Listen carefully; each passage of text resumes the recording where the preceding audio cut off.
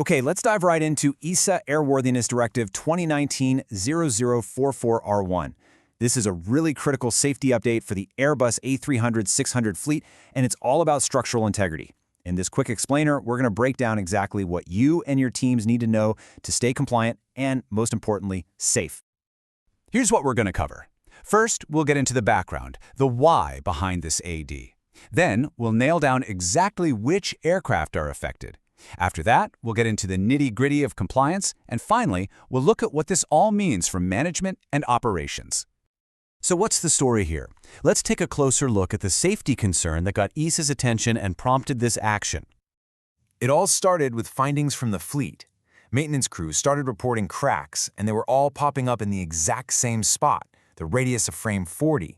Once is an incident, but multiple reports, well, that signals a potential fleet-wide issue that has to be addressed. And the location is absolutely key here. We're not talking about some random piece of structure. This is frame 40, right where the tension bolts connect the center wing box to the outer wing.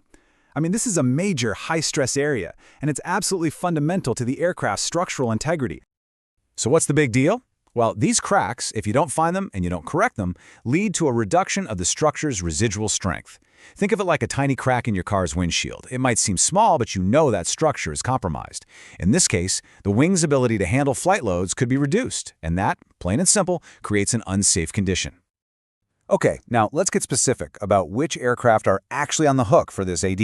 Understanding the scope is, of course, step one for any operator. So, the directive applies pretty broadly to the Airbus A300-600 family, but, and this is important, there are two key exceptions.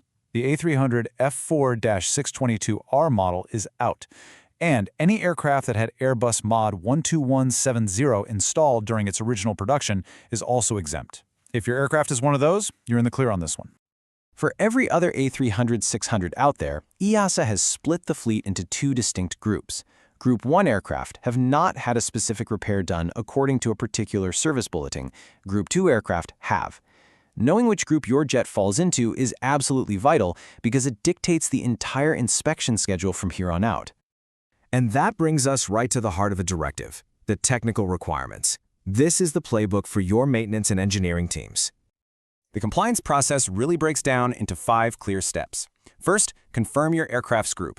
Easy enough. Next, figure out its deadline for the initial inspection. Then, you perform the required checks, either ultrasonic or high-frequency eddy current.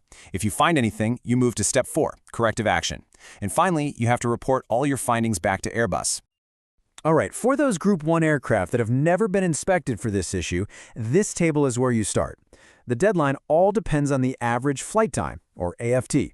So, for example, a long-haul aircraft with an AFT over 1.5 hours needs its first inspection before it hits 7,600 flight cycles or 16,400 flight hours, whichever comes up first. Now, if your aircraft already has some inspection history for this, then this table shows the new thresholds. Basically, the compliance clock starts ticking from the last time you did the inspection. And you'll notice the different intervals for UT versus HFEC inspections. That HFEC method is more sensitive, so it demands a much quicker turnaround. And this isn't a one-and-done kind of deal. After that initial check, this becomes a recurring task. This table lays out those repetitive inspection intervals. And again, you see they're broken down by the inspection method and the aircraft's mission profile. These are hard limits that have to get baked into your long-term maintenance planning. So, what happens if you find a crack? Well, if it's within the allowable limits set by the service bulletin, the directive is crystal clear. You have to complete the corrective actions before the next flight. There is zero grace period, no wiggle room.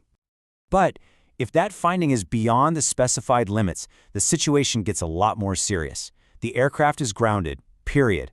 You have to contact Airbus to get approved repair instructions, and that plane isn't flying again until the repair is done. Okay, so we've been deep in the technical weeds. How does all this translate to the business side of things? Let's talk about what this AD means for planning, budgeting, and your day-to-day operations. Make no mistake, the operational impact here is significant. You're looking at potential for serious aircraft downtime, unbudgeted costs for both inspections and possible repairs, and some pretty complex planning to allocate the right people and resources.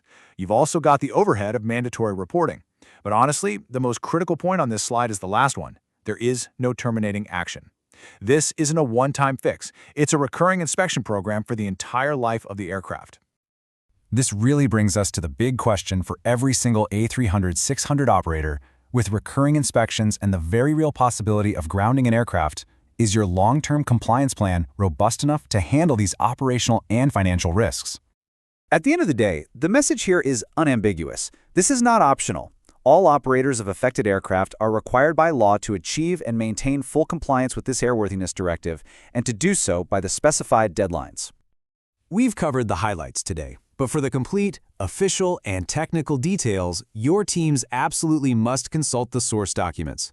That's the EASA AD itself and the related Airbus Service Bulletin. They contain everything you need to know for full compliance.